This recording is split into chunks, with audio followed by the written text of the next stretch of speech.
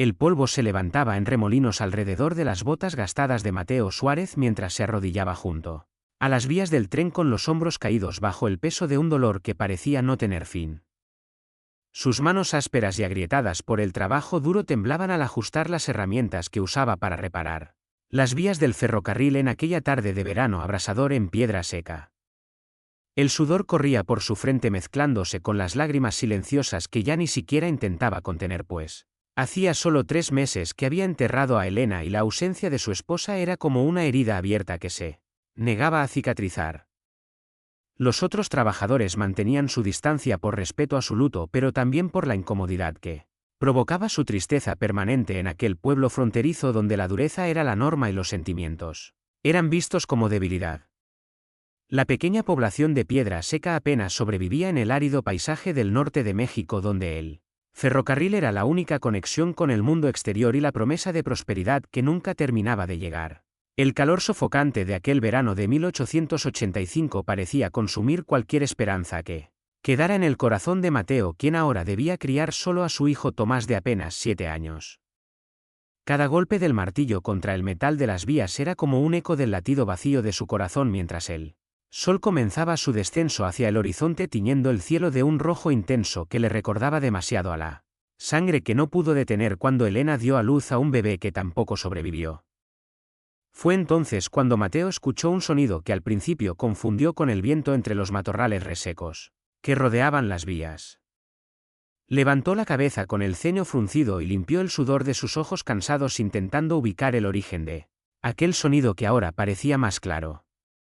Era un llanto débil, casi imperceptible, pero inconfundible para un hombre que había sostenido a su propio hijo en brazos. Con pasos lentos se dirigió hacia unos arbustos que crecían junto a un pequeño desnivel cerca de las vías donde el llanto parecía intensificarse. El corazón de Mateo se detuvo por un instante cuando apartó las ramas y descubrió un pequeño bulto envuelto en una manta desgastada pero limpia. Una criatura recién nacida lloraba con las mejillas enrojecidas por el calor y la desesperación.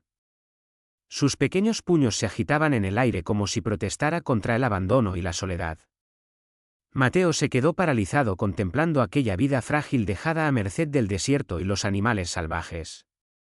Con manos temblorosas tomó al bebé y lo acercó a su pecho sintiendo un nudo en la garganta mientras buscaba con la mirada alguna señal de quien podría haber abandonado a la criatura en un lugar tan peligroso.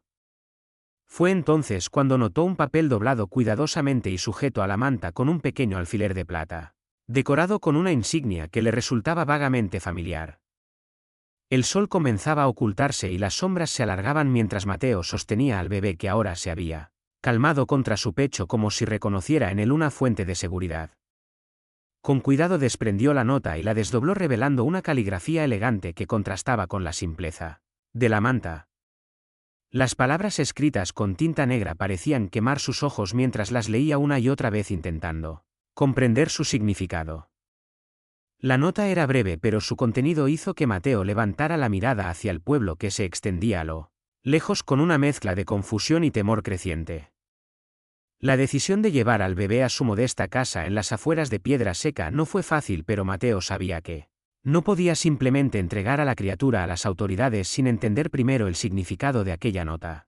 El pequeño Tomás esperaba sentado en el porche desvencijado con la mirada perdida en el horizonte por donde sabía que su padre regresaría del trabajo. Sus ojos oscuros idénticos a los de su madre se iluminaron al ver a Mateo acercarse, pero pronto la confusión se dibujó en su rostro infantil al notar el bulto que su padre cargaba con tanto cuidado.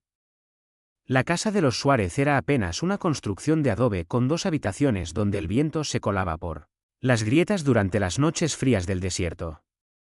Los muebles escasos y desgastados eran testigos silenciosos del descuido que había seguido a la muerte de Elena, pues Mateo apenas había podido mantener el orden básico mientras trabajaba y cuidaba de su hijo. Una vieja mesa de madera, algunas sillas desiguales y 2 camas estrechas componían todo su patrimonio. El olor a frijoles refritos que Tomás había intentado preparar para la cena flotaba en el aire mezclándose con el persistente aroma a polvo y soledad. Mateo explicó a su hijo con palabras sencillas la situación del bebé abandonado mientras improvisaba una cuna con una caja de madera acolchada con mantas viejas. La criatura ahora dormía ajena a la conmoción que su llegada había provocado en aquella casa ya golpeada por la tragedia. Tomás observaba al bebé con curiosidad y un brillo en los ojos que Mateo no había visto desde la muerte de Elena.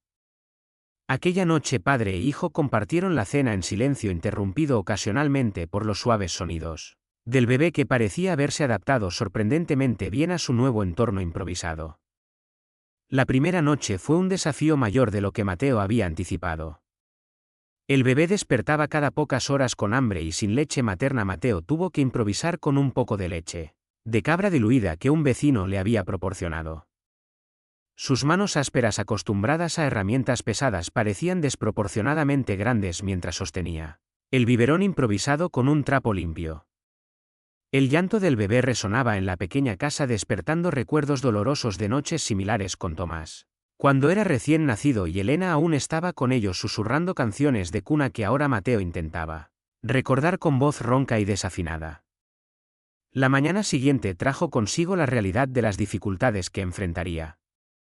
Mateo no podía faltar al trabajo en el ferrocarril, pues era su único sustento, y tampoco podía llevar a un recién nacido a las vías. Con el corazón pesado decidió que debía buscar ayuda, y la única persona en quien podía confiar era doña Carmen, una anciana viuda que vivía cerca y que ocasionalmente cuidaba de Tomás. La mujer, de cabellos blancos y rostro surcado por arrugas profundas como los cauces secos del desierto, escuchó la historia de Mateo con ojos entrecerrados por la sospecha mientras examinaba al bebé con manos expertas. Doña Carmen había visto demasiado en sus 70 años de vida como para sorprenderse fácilmente, pero algo en la historia y en la nota que Mateo le mostró hizo que su expresión cambiara sutilmente. Sus dedos nudosos acariciaron el alfiler de plata con un reconocimiento que intentó disimular. Con un suspiro profundo accedió a cuidar del bebé durante el día, pero sus palabras de advertencia resonaron en los oídos de Mateo mientras se dirigía al trabajo. Los secretos en piedra seca tenían la costumbre de salir a la superficie como los escorpiones después de la lluvia, y podían ser igualmente venenosos. El trabajo en las vías ese día fue especialmente duro bajo el sol implacable que parecía castigar a Mateo por su decisión. Sus pensamientos oscilaban entre la preocupación por el bebé y el significado de aquella nota que había guardado cuidadosamente en el bolsillo de su camisa gastada. El capataz, un hombre de pocas palabras y muchas exigencias, notó su distracción y no dudó en recordarle que había una fila de hombres desesperados esperando ocupar su lugar si no cumplía adecuadamente con sus obligaciones. Las palabras ásperas fueron como un latigazo que devolvió a Mateo a la realidad de su precaria situación. Los días siguientes se establecieron una rutina agotadora pero funcional. Mateo llevaba al bebé, que había empezado a llamar Esperanza en su mente, al cuidado de doña Carmen cada mañana, antes del amanecer. Tomás ayudaba como podía, despertándose temprano para preparar la ropa limpia que el bebé necesitaría durante el día y vigilando atentamente las expresiones faciales y sonidos que hacía como si intentara descifrar un código secreto. Después de su larga jornada en el ferrocarril, Mateo recogía a la pequeña y juntos regresaban a casa, donde la noche traía consigo nuevos desafíos y pequeñas victorias en forma de sonrisas y momentos de tranquilidad. El pueblo comenzó a murmurar, como era de esperarse en un lugar donde las noticias viajaban más rápido que el viento del desierto. Las miradas curiosas seguían a Mateo cuando pasaba con el bebé en brazos, y las preguntas apenas disimuladas de los vecinos se volvieron cada vez más frecuentes y directas. La historia del trabajador viudo que había encontrado un bebé abandonado junto a las vías pronto llegó a oídos del padre Esteban, quien una tarde calurosa apareció en la puerta de la modesta casa de los Suárez con expresión grave y postura rígida bajo su sotana negra. El sacerdote era un hombre de mediana edad con ojos inteligentes que parecían ver más allá de las palabras y los gestos. Su voz suave pero firme expresó la preocupación de la Iglesia por el bienestar de la criatura y la necesidad de formalizar su situación. Mateo sintió un escalofrío recorrer su espalda mientras escuchaba las palabras del padre Esteban sobre la conveniencia de buscar un hogar adecuado para el bebé, preferentemente con una madre que pudiera proporcionarle el cuidado que necesitaba. La sugerencia, aunque presentada con amabilidad, cayó como una piedra en el estómago de Mateo, quien ya había comenzado a sentir un vínculo con la pequeña Esperanza. La conversación con el sacerdote dejó a Mateo intranquilo, y esa noche, mientras mecía suavemente al bebé para Que se durmiera. Tomó la nota una vez más y la releyó bajo la luz tenue de una vela. Las palabras escritas con elegancia hablaban de vergüenza, de honor familiar y de un amor imposible entre personas de diferentes clases sociales. La referencia a la familia Vega hizo que Mateo frunciera el ceño, pues ese era el apellido del hombre más poderoso de Piedra Seca, don Francisco Vega, dueño de tierras del banco y prácticamente de la voluntad de muchos en el pueblo. Don Francisco era un hombre corpulento de unos 50 años, con un bigote espeso siempre perfectamente recortado y trajes impecables que contrastaban con la ropa polvorienta de los habitantes comunes de Piedra Seca. Su casa, una mansión de estilo colonial en la plaza principal, era como un palacio comparada con las humildes viviendas de adobe que la rodeaban. Desde allí dirigía sus negocios con mano firme y una reputación de dureza que rozaba la crueldad, especialmente con aquellos que se atrevían a desafiarlo o no pagaban sus deudas a tiempo. Su esposa doña Beatriz, una mujer de aspecto frágil y sonrisa ausente, rara vez se dejaba ver en público y se rumoreaba que su matrimonio era tan frío como las noches de invierno en el desierto. La mañana siguiente, al llevar a la pequeña Esperanza con doña Carmen, Mateo se atrevió a preguntar sobre los Vega y su historia en el pueblo. La anciana, que estaba preparando una papilla de avena para el bebé, se tensó visiblemente y sus manos se detuvieron en el aire por un momento antes de continuar con su tarea. Sus palabras fueron cautelosas, como si temiera que las paredes pudieran escuchar, mientras hablaba de la llegada de Francisco Vega 20 años atrás, con poco más que ambición y una habilidad innata para los negocios. Su matrimonio con Beatriz, hija de uno de los fundadores del pueblo, le había dado legitimidad y acceso a tierras y contactos que supo aprovechar con astucia. Doña Carmen habló también en voz baja sobre Rosa, una joven que había trabajado como sirvienta en la casa de los Vega años atrás y que había desaparecido repentinamente sin despedirse de nadie. Los rumores habían sido abundantes en su momento, pero como todo en Piedra Seca, eventualmente fueron enterrados bajo capas de silencio y olvido forzado.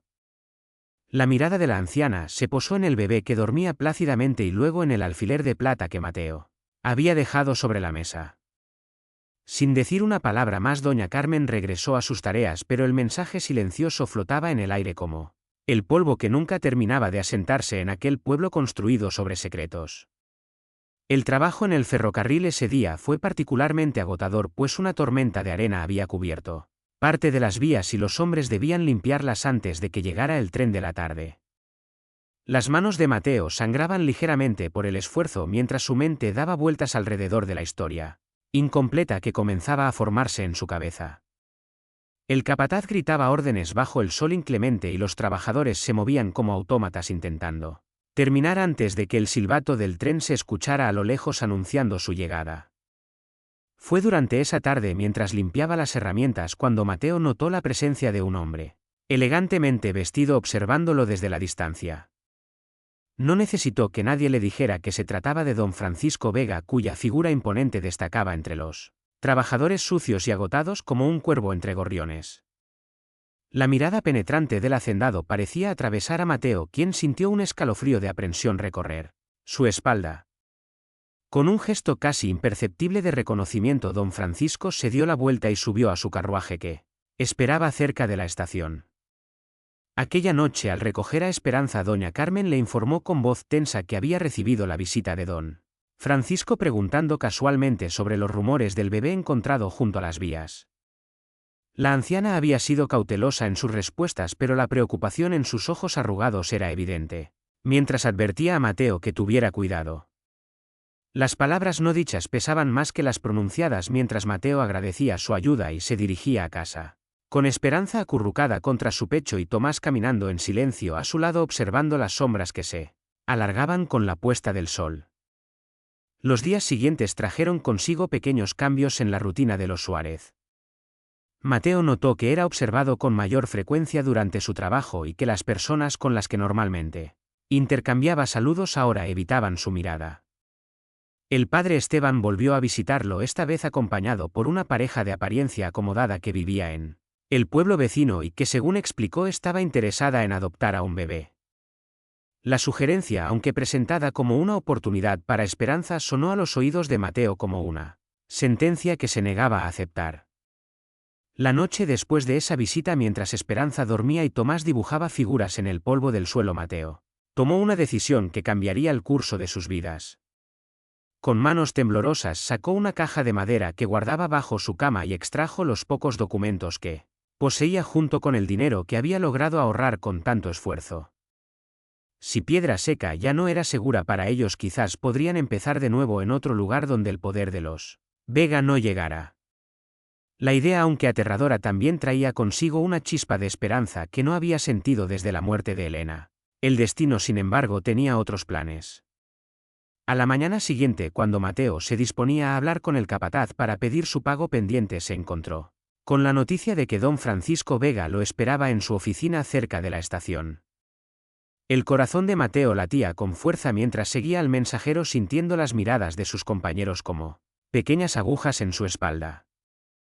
La oficina del hacendado era un espacio sobrio pero elegante, con un escritorio de madera tallada y sillas tapizadas que hacían que Mateo fuera dolorosamente consciente de su ropa gastada y sus manos callosas. Don Francisco lo recibió con una cordialidad que no llegaba a sus ojos mientras le ofrecía asiento frente a él. Las palabras del hacendado fluyeron con la suavidad del aceite, pero su mensaje era claro como el agua del arroyo. En primavera. Estaba al tanto del bebé encontrado y consideraba que un hombre solo en las circunstancias de Mateo difícilmente podría proporcionar el cuidado adecuado. Con una sonrisa que no mostraba calidez, ofreció su ayuda para encontrar un hogar apropiado para la criatura, preferiblemente lejos de Piedra Seca, donde podría crecer sin el estigma de su abandono. Mateo escuchó en silencio, sintiendo cómo la sangre se helaba en sus venas ante las implicaciones apenas veladas en las palabras de don Francisco. Cuando el hacendado mencionó casualmente que había posiciones mejor pagadas en el ferrocarril para hombres dispuestos a ser razonables, Mateo comprendió que se trataba de un soborno apenas disfrazado. Con toda la dignidad que pudo reunir, respondió que agradecía su preocupación, pero que ya se había encariñado con la pequeña y que consideraba la posibilidad de criarla como propia. La máscara de cordialidad de don Francisco cayó por un instante, revelando una expresión de fría determinación que Mateo nunca olvidaría.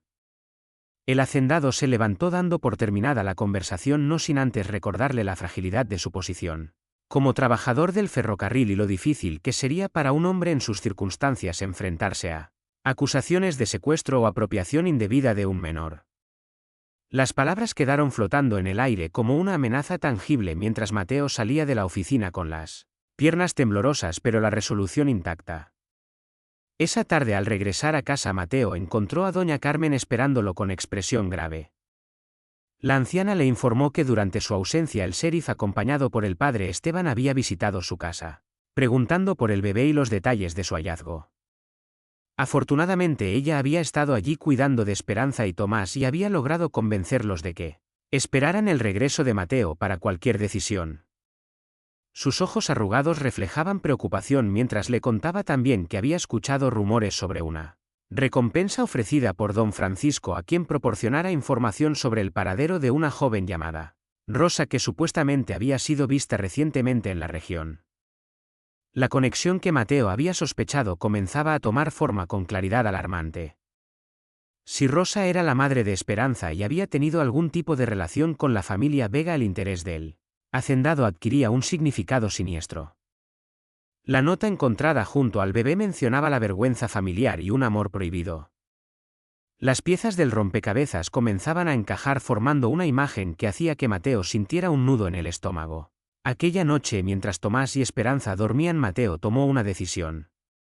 No podía huir, pero tampoco podía entregar a la pequeña a don Francisco sin saber cuáles eran sus verdaderas intenciones. Necesitaba aliados y más información si quería proteger a la niña que ya consideraba parte de su familia. Con esa resolución en mente, se propuso buscar a alguien que pudiera conocer la verdad sobre Rosa y su conexión con los Vega, alguien que no temiera lo suficiente al poder del hacendado como para hablar. La oportunidad llegó de manera inesperada. Durante su trabajo en las vías, Mateo escuchó a dos hombres hablar sobre una mujer que había regresado recientemente al pueblo vecino después de muchos años de ausencia. Según los rumores, había trabajado en la casa de los Vega antes de marcharse repentinamente. Sin poder contener su curiosidad, Mateo preguntó casualmente sobre ella y aprendió que ahora vivía modestamente en las afueras del pueblo vecino y que ocasionalmente vendía remedios herbales en el mercado de los domingos. El domingo siguiente, dejando a Esperanza al cuidado de doña Carmen, Mateo llevó a Tomás al mercado del pueblo vecino con la excusa de comprar algunas provisiones que no encontraban en Piedra Seca. El mercado era un bullicio de colores, olores y sonidos que contrastaban con la monotonía polvorienta de su pueblo. Vendedores pregonaban sus mercancías mientras compradores regateaban con entusiasmo, creando una sinfonía de voces que resultaba casi abrumadora después de tanto tiempo de silencio y soledad. Fue Tomás quien la vio primero. Una mujer de unos 40 años con el cabello negro veteado de gris recogido en un moño simple atendía un pequeño puesto donde vendía hierbas secas y tinturas en frascos de vidrio. Su rostro todavía conservaba rastros de una belleza que debió ser notable en su juventud, aunque ahora estaba marcado por líneas de preocupación y lo que parecía ser un profundo cansancio. Sus manos se movían con gracia entre las hierbas mientras explicaba sus propiedades a una clienta con la paciencia de quien conoce profundamente su oficio. Mateo se acercó con cautela esperando que la clienta se marchara antes de dirigirse a la mujer. Cuando finalmente quedaron solos, se presentó con sencillez y mencionó que venía de Piedra Seca. El cambio en la expresión de la mujer fue sutil pero innegable, un destello de reconocimiento y alarma que desapareció tan rápido como había surgido. Con voz controlada preguntó qué podía ofrecerle mientras sus ojos oscuros estudiaban su rostro como si buscara algo específico en sus facciones. La conversación que siguió fue un cuidadoso baile de palabras donde ninguno revelaba demasiado, pero ambos entendían que había más en juego que simples hierbas medicinales. Mateo mencionó casualmente su trabajo en el ferrocarril y cómo a veces encontraba cosas interesantes junto a las vías. La mujer, que se presentó como Lupe, aunque Mateo sospechaba que podría ser Rosa, escuchaba con atención mientras sus dedos jugueteaban nerviosamente con un cordón de cuero que llevaba al cuello y del que pendía lo que parecía ser un pequeño medallón oculto bajo su blusa. Fue la mención del alfiler de plata lo que finalmente quebró la fachada de indiferencia. Los ojos de Lupe se llenaron de lágrimas contenidas y con voz apenas audible preguntó por el bebé que Mateo había encontrado. La confirmación de que la pequeña estaba bien y a salvo hizo que una lágrima solitaria rodara por su mejilla mientras sus hombros se relajaban ligeramente, como si hubiera soltado una parte del peso que cargaba. Con una mirada significativa, Lupe le indicó que la siguiera a la parte trasera de su puesto donde podrían hablar con mayor privacidad. La historia que Lupe compartió con Mateo mientras Tomás exploraba fascinado las hierbas y frascos coloridos confirmó sus sospechas y añadió detalles que hicieron que su determinación se fortaleciera. Rosa, pues ese era realmente su nombre, había trabajado como sirvienta en la casa de los Vega 20 años atrás, cuando apenas era un adolescente. El joven Francisco, entonces heredero de la fortuna familiar pero aún no casado, había puesto sus ojos en ella, y lo que comenzó como atenciones no deseadas eventualmente se convirtió en algo más complejo cuando Rosa descubrió facetas de Francisco que otros no veían. Su relación secreta había continuado incluso después del matrimonio arreglado de Francisco con Beatriz, una unión que todos sabían era más por conveniencia que por amor. Cuando Rosa descubrió que estaba embarazada, Francisco inicialmente prometió protegerla, pero la presión familiar y el temor al escándalo habían cambiado sus intenciones. Rosa había huido temiendo por su vida y la de su bebé no nacido cuando escuchó a Francisco discutir con su padre sobre la necesidad de deshacerse del problema que representaba. Durante 20 años Rosa había vivido en diversos lugares, cambiando de nombre y apariencia, temiendo siempre que Francisco la encontrara. La niña nacida de aquella relación, ahora una joven llamada Pilar, había crecido desconociendo la identidad de su padre y recientemente se había casado con un joven comerciante, estableciéndose en un pueblo costero lejano. Rosa había regresado a la región atraída por noticias sobre la enfermedad terminal del padre de Francisco y la posibilidad de que con su muerte los secretos guardados durante tanto tiempo pudieran finalmente descansar. El nacimiento de un bebé no había sido parte de sus planes. Rosa habló con voz quebrada de su hija Pilar, quien había dado a luz prematuramente a una niña y había fallecido días después, dejando a su esposo devastado. El joven viudo, incapaz de cuidar de la recién nacida y con negocios que atender, había permitido que Rosa trajera a la bebé consigo mientras él intentaba recomponer su vida. La decisión de dejar a la pequeña cerca de las vías había sido tomada en un momento de desesperación cuando Rosa descubrió que Francisco había ofrecido una recompensa por información sobre ella y temió que la encontraran con la bebé. La nota que Mateo había encontrado contenía la verdad sobre el linaje de la pequeña Esperanza. Era la nieta de Francisco Vega, aunque él desconocía su existencia. Rosa había esperado que alguien de buen corazón encontrara a la bebé y que eventualmente la nota llegara a manos de Francisco, obligándolo a reconocer no solo a su nieta sino también los errores del pasado. El alfiler de plata con el escudo de la familia Vega era la prueba tangible que respaldaba su historia y que Rosa había conservado durante todos esos años como único recuerdo de un tiempo que había intentado olvidar.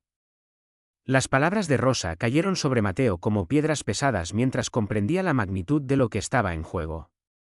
La pequeña Esperanza no era solo una bebé abandonada, sino la heredera legítima de la fortuna de los Vega y la prueba viviente de un secreto que don Francisco haría cualquier cosa por mantener enterrado. El interés del hacendado en la bebé adquiría ahora un significado siniestro que hizo que Mateo sintiera un escalofrío de temor por la seguridad de la pequeña. Rosa expresó su gratitud hacia Mateo por haber cuidado de su nieta y con lágrimas en los ojos le pidió que continuara protegiéndola un tiempo más mientras ella intentaba encontrar una manera segura de revelar la verdad. La fiesta patronal de Piedra Seca se acercaba y sería una oportunidad para que toda la comunidad estuviera presente, incluidos los notables del pueblo y las autoridades regionales que visitarían para la ocasión. Si la verdad podía ser revelada públicamente, quizás Francisco no se atrevería a actuar contra ellos bajo la mirada de tantos testigos. El regreso a Piedra Seca esa tarde fue silencioso mientras Mateo procesaba todo lo que había aprendido. Tomás caminaba a su lado ocasionalmente haciendo preguntas sobre las hierbas que habían comprado, pero respetando los largos silencios de su padre como solo un niño que ha conocido el dolor puede hacerlo. La resolución de proteger a Esperanza se había fortalecido en el corazón de Mateo, aunque ahora era plenamente consciente de los riesgos que enfrentaba al desafiar a un hombre tan poderoso como don Francisco Vega. Los días siguientes fueron tensos mientras Mateo intentaba mantener la apariencia de normalidad. El trabajo en el ferrocarril se volvió más difícil no solo por el calor implacable sino por las miradas de sospecha que sentía a su alrededor. El capataz parecía encontrar cada vez más fallas en su trabajo y en 2 ocasiones fue enviado a casa sin paga por supuestos errores que otros habrían pasado por alto. El mensaje era claro: estaba siendo presionado para ceder y entregar a Esperanza. Doña Carmen se convirtió en su aliada más valiosa durante esos días difíciles. La anciana no solo cuidaba de Esperanza y Tomás, sino que también servía como sus ojos y oídos en el pueblo, recogiendo rumores y advertencias que compartía con Mateo en susurros durante las tardes. Fue ella quien le advirtió que el sheriff había estado haciendo preguntas sobre sus movimientos y que se rumoreaba que don Francisco estaba preparando una acusación formal de secuestro si Mateo no entregaba voluntariamente a la bebé. La tensión llegó a su punto culminante una semana antes de la fiesta patronal. Al regresar del trabajo, Mateo encontró su modesta casa revuelta como si alguien hubiera estado buscando algo con desesperación. Afortunadamente, doña Carmen había llevado a Tomás y Esperanza a su propia casa esa tarde, temiendo precisamente algo así. El mensaje era claro: la paciencia de don Francisco se agotaba y estaba dispuesto a tomar medidas más drásticas para conseguir lo que quería. Esa noche, reunidos en la casa de doña Carmen, Mateo tomó la decisión de adelantarse a los planes de don Francisco. No podía esperar pasivamente a que Rosa actuara durante la fiesta patronal, pues temía que para entonces fuera demasiado tarde. Con manos temblorosas pero resolución firme escribió una carta detallando todo lo que había aprendido sobre Rosa Pilar y la verdadera identidad de la pequeña Esperanza. Incluyó una descripción del alfiler de plata y la nota original encontrada junto a la bebé. Si algo le sucedía, al menos la verdad no moriría con él. El padre Esteban, a pesar de su aparente cooperación con don Francisco, era conocido por su integridad y compromiso con la justicia. Mateo decidió confiar en él, entregándole la carta con instrucciones de abrirla solo si algo le ocurría a él o a la bebé. El sacerdote recibió el sobresellado con expresión grave pero sin hacer preguntas, comprometiéndose a guardarlo en lugar seguro. Sus ojos reflejaban una comprensión que iba más allá de las palabras pronunciadas y por primera vez Mateo sintió que quizás no estaba tan solo en su lucha como había creído. Los preparativos para la fiesta patronal avanzaban en Piedra Seca, transformando gradualmente el aspecto polvoriento del pueblo. Guirnaldas de papel colorido cruzaban las calles principales y los comerciantes locales limpiaban y decoraban sus establecimientos esperando aumentar sus ventas durante las celebraciones. La plaza central frente a la iglesia y a la mansión de los Vega era el epicentro de la actividad, con hombres construyendo un entarimado para los músicos y mujeres planificando los puestos de comida y artesanías que ofrecerían a los visitantes. Mateo observaba estos preparativos con aparente indiferencia mientras internamente contaba los días que faltaban para el momento de la verdad. Rosa le había enviado un mensaje a través de un niño que vendía dulces confirmando que estaría presente el día de la fiesta y que había logrado contactar a un notario de la capital que la acompañaría para dar fe de su testimonio. La espera se hacía interminable mientras cada día traía consigo nuevas tensiones y pequeñas escaramuzas en la guerra silenciosa que libraba contra don Francisco. Fue 3 días antes de la fiesta cuando el golpe que Mateo tanto temía finalmente cayó. Al regresar del trabajo encontró a Tomás solo en casa llorando desconsoladamente. Entre sollozos el niño le contó que unos hombres habían venido mientras doña Carmen estaba distraída en el mercado y se habían llevado a Esperanza. Habían mostrado un papel que según dijeron era una orden del juez para poner a la bebé bajo custodia de las autoridades hasta que se determinara su situación legal. Tomás había intentado impedirlo pero solo había conseguido un empujón que lo había dejado en el suelo mientras los hombres se marchaban con su hermanita. El mundo pareció detenerse para Mateo mientras escuchaba el relato entrecortado de su hijo. La rabia y el miedo se mezclaban en su interior como una tormenta que amenazaba con consumirlo todo. Con pasos apresurados se dirigió a casa de doña Carmen, quien había regresado del mercado para encontrarse con la terrible noticia. La anciana confirmó entre lágrimas la versión de Tomás añadiendo que uno de los hombres era el asistente del sheriff y que se habían dirigido hacia la mansión de los Vega en lugar de la oficina del sheriff, como cabría esperar si realmente se tratara de una orden legal. Sin tiempo que perder, Mateo se dirigió a la iglesia en busca del padre Esteban. El sacerdote escuchó su historia con expresión sombría y confirmó sus sospechas de que no existía tal orden judicial, pues él habría sido informado como parte del Consejo del Pueblo. Con gravedad en la voz el padre Esteban le aconsejó prudencia, pues enfrentarse directamente a don Francisco sin pruebas solo conseguiría que lo arrestaran o algo peor. La carta que Mateo le había confiado podría ser usada, pero sin la presencia de Rosa y el alfiler de plata sería simplemente la palabra de un trabajador contra la de uno de los hombres más poderosos de la región. Esa noche, la más larga en la memoria de Mateo, fue de planificación y preparación. Con la ayuda silenciosa de doña Carmen y el conocimiento del padre Esteban sobre los movimientos de los notables durante la fiesta patronal, elaboraron un plan arriesgado pero que podría funcionar si todos los elementos se alineaban correctamente. Tomás insistió en participar negándose a quedarse al margen cuando su hermanita adoptiva estaba en peligro. La determinación en los ojos del niño recordó a Mateo tanto a Elena que no pudo negarle un papel en lo que estaba por venir. El día de la fiesta patronal amaneció claro y brillante, como si la naturaleza misma quisiera asegurarse de que nada quedara oculto en las sombras. Desde temprano los habitantes de Piedra Seca y visitantes de pueblos cercanos comenzaron a llenar las calles vistiendo sus mejores galas y creando un ambiente de alegría que contrastaba dolorosamente con la angustia que consumía a Mateo. Las campanas de la iglesia repicaban llamando a la misa solemne que daría inicio oficial a las celebraciones y a la que asistirían todas las personalidades importantes, incluido don Francisco y su esposa. Siguiendo el plan, Mateo se situó cerca de la entrada de la iglesia vistiendo las ropas limpias que doña Carmen había insistido en prestarle. A su lado Tomás observaba con ojos atentos la llegada de los feligreses, buscando entre la multitud el rostro de Rosa, quien había prometido estar presente. El padre Esteban desde el atrio saludaba a los asistentes con la solemnidad propia de la ocasión, mientras sus ojos ocasionalmente se cruzaban con los de Mateo en un gesto silencioso de reconocimiento y apoyo. La llegada de don Francisco y doña Beatriz causó el revuelo habitual. El hacendado, vestido con un traje oscuro impecable, saludaba con condescendencia a quienes se inclinaban a su paso, mientras su esposa caminaba a su lado con la mirada baja y una sonrisa forzada en los labios.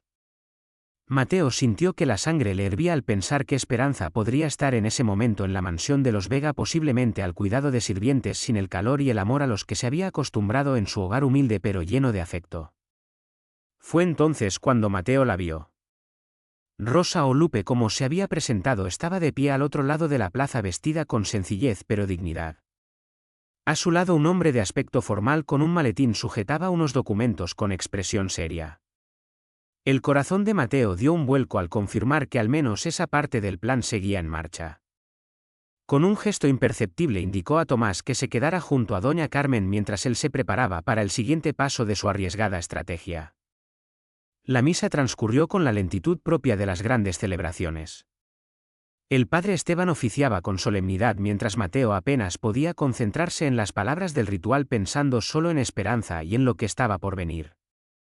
Cuando finalmente la ceremonia terminó y los asistentes comenzaron a salir hacia la plaza donde tendría lugar el discurso del alcalde y la bendición oficial de las festividades, Mateo se movió entre la multitud acercándose gradualmente a don Francisco, quien conversaba con algunos notables cerca del entarimado principal.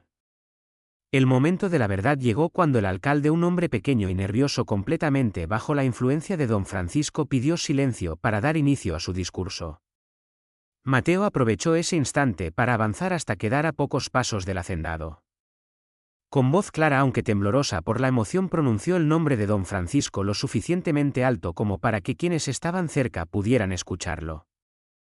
La sorpresa en el rostro del hacendado al verlo allí fue rápidamente reemplazada por una expresión de fría furia. Las palabras de Mateo resonaron en la plaza repentinamente silenciosa mientras relataba el hallazgo de Esperanza junto a las vías, la nota que la acompañaba y el alfiler de plata con el escudo de la familia Vega. Mencionó a Rosa y su historia con el hacendado 20 años atrás y cómo la bebé encontrada era en realidad la nieta de don Francisco, nacida de su hija Pilar recientemente fallecida. Cada palabra caía como una piedra en el estanque tranquilo de las apariencias, creando ondas de conmoción entre los presentes. La reacción de don Francisco fue exactamente la que Mateo había anticipado. Con el rostro congestionado por la ira ordenó al sheriff que arrestara a ese trabajador por difamación y calumnias. El oficial dudó momentáneamente mirando a su alrededor, consciente de la multitud de testigos que observaban la escena con interés creciente. Fue ese momento de vacilación lo que Rosa aprovechó para avanzar entre la gente hasta situarse junto a Mateo. Su presencia causó un murmullo entre quienes la recordaban de su tiempo como sirvienta en la casa de los Vega.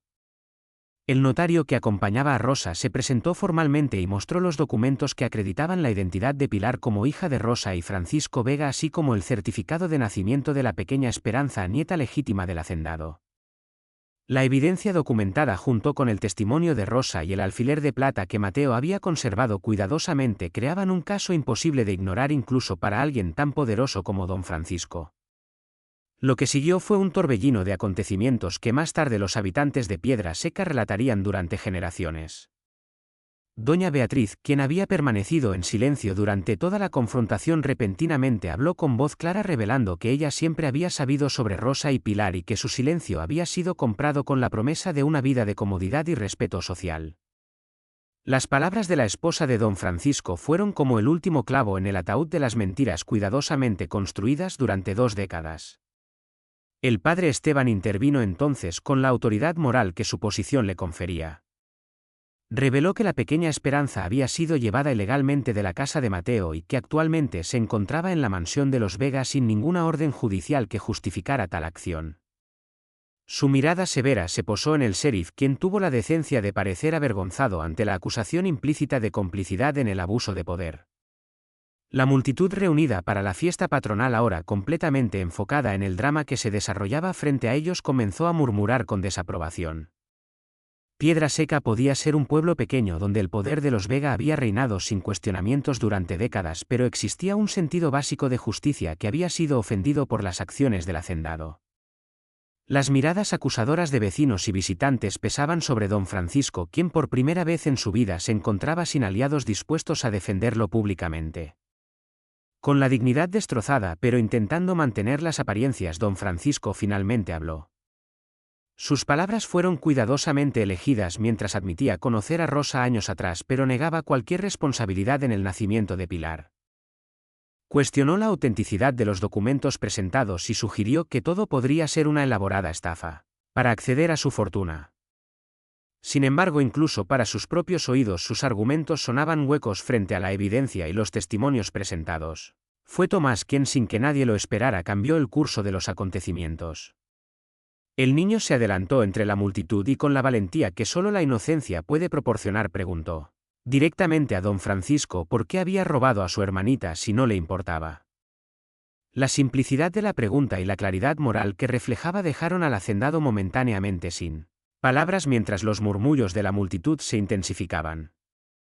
El alcalde, consciente de que el viento político había cambiado de dirección, ordenó al sheriff que acompañara a Mateo, Rosa y el notario a la mansión de los Vega para recuperar a la pequeña Esperanza. La autoridad con la que dio la orden sorprendió a todos, incluido él mismo, pero el respaldo silencioso de los presentes le dio la confianza necesaria para mantener su posición incluso frente a la mirada furiosa de don Francisco.